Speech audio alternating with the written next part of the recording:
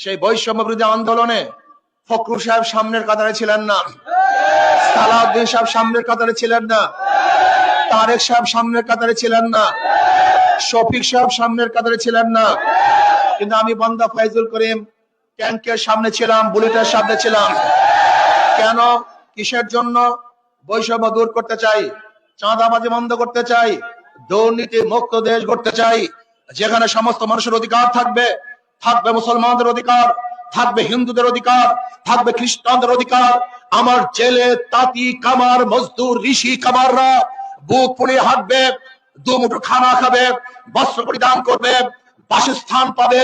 বাংলাদেশের গরিব ছাত্রগুলি পড়াশোনা করবে, বৈষম্য থাকবে না, মারামারি থাকবে না, চাঁদাবাজি থাকবে না, গুন্ডামি থাকবে না, মাস্তানি থাকবে না। এই বুক ভরা আশা নিয়ে রাস্তায় ঝাঁপিয়ে পড়েছিলাম। বুলেটের ভয় করি নাই, ট্যাঙ্কের ভয় করি নাই, ভেবেছিলাম মানুষের অধিকার বাস্তবায়ন করব। আমরা কি দেখলাম?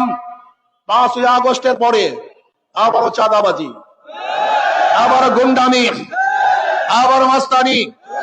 আমরা কি দেখেছি? 5ই আগস্টের পরে একটা দল হাজার হাজার মানুষের বিরুদ্ধে মিথ্যা মামলা ঠুকে দিয়েছে, এবং মিথ্যা মামলা ঠুকে দিয়ে লক্ষ লক্ষ কোটি কোটি টাকা অবৈধভাবে বাণিজ্য করেছে। এর জন্য আমরা আন্দোলন করি নাই, সংগ্রাম করি নাই। আমার প্রিয় বরিশালবাসী, আসুন, ওদেরকে বারবার দেখেছেন, নতুন ভাবে আর দেখার কিছু নেই। কিন্তু আমাকে, আপনার এই সন্তানকে একটা বার পরীক্ষা করেন নাই, ওদেরকে বারবার পরীক্ষা করেছেন, বারবার ফেল করেছে, এরপরে পরীক্ষার হলে ঢুকিয়েছেন, কিন্তু আপনার এই সন্তানকে একটা বার পরীক্ষা দেওয়ার সুযোগ দেন নাই। আমি বরিশালের মানুষকে অনুরোধ করব, করজোর অনুরোধ করব, একটা বারের জন্য আমাকে পরীক্ষা করুন। যদি ফেল করি, দ্বিতীয়বার আপনাদের কাছে আসবো না ভোট নেওয়ার জন্য। ইনশাআল্লাহ আমি আশা করি, যদি আল্লাহ পাক আমাকে কবুল করেন, যদি আল্লাহ পাক আমাকে কবুল করেন, তাহলে আমি এই আমার কনস্টিটিউশনের মধ্যে একটা মিথ্যা মামলা রাখবো না ইনশাআল্লাহ। জুলুম অত্যাচার বন্ধ করার জন্য হাত পাতার চেষ্টা করবে ইনশাআল্লাহ। আমার যুবক যারা আজকে কর্মহীন, বেকারত্বতার অভিশাপে ভুগতেছে, তাদেরকে ইনশাআল্লাহ কর্মের ব্যবস্থা করব। যেই সমস্ত আমরা মা বোনেরা না খেয়ে আছে, তাদেরকে কিভাবে কর্মসংস্থান করা যায় সেই ব্যবস্থায় আমি ইনশাআল্লাহ উদ্যোগ গ্রহণ করব। ইনশাআল্লাহ যারা শিক্ষিত সমাজ আজকে বেকারত্বের জীবন নিয়ে, গজব নিয়ে ঘুরতেছে, তাদেরকে কিভাবে কামাই এবং রোজগারের ব্যবস্থা করা যায় সের জন্য আমি পরিকল্পনা গ্রহণ করব। ইনশাআল্লাহ সবচেয়ে বড় কথা হলো, বরিশালে বিগত দিনে যে কাজ হয় নাই, সেই কাজগুলিকে আঞ্জাম দেওয়ার চেষ্টা করব।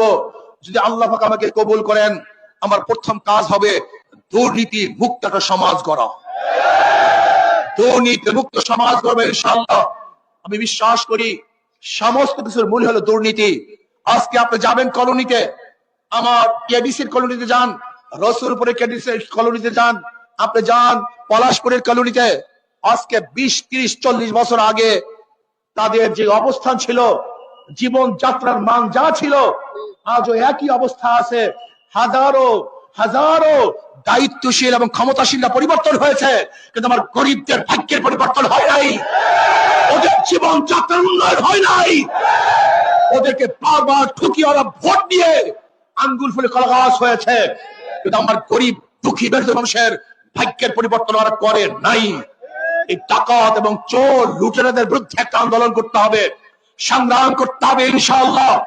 আমি বরিশালে কোনো দল বুঝি না, আমি কোনো দল বুঝি না, নেতা বুঝি না, আমি শুধু একটা কথাই বুঝি, আপনি যে দল করেন না কেন, বরিশাল উন্নয়নের জন্য, এই জাতির মুক্তির জন্য, এই কেস মিথ্যা কেসের গজব থেকে মানুষকে বাঁচাবার জন্য, এই চাঁদাবাজির গজব থেকে মানুষকে বাঁচাবার জন্য একটা বারের জন্য হাত পাখাকে নির্বাচিত করুন, একটা বারের জন্য আমাকে নির্বাচিত করুন ইনশাআল্লাহ।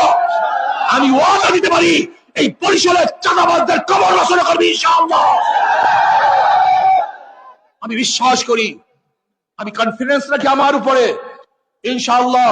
আমি প্রশাসনের সাথে বৈঠক করে আশা করি ইনশাআল্লাহ, যদি আমাকে 12 তারিখ নির্বাচন করেন, আমি প্রশাসনের সাথে বৈঠক করে 13 তারিখের পরে যারা দুর্নীতিবাজ নয়, অন্যায় করে নয়, তারা ঘরে ঘুমাবেন, তাকে কোন প্রশাসন ডিস্টার্ব করতে পারবে না।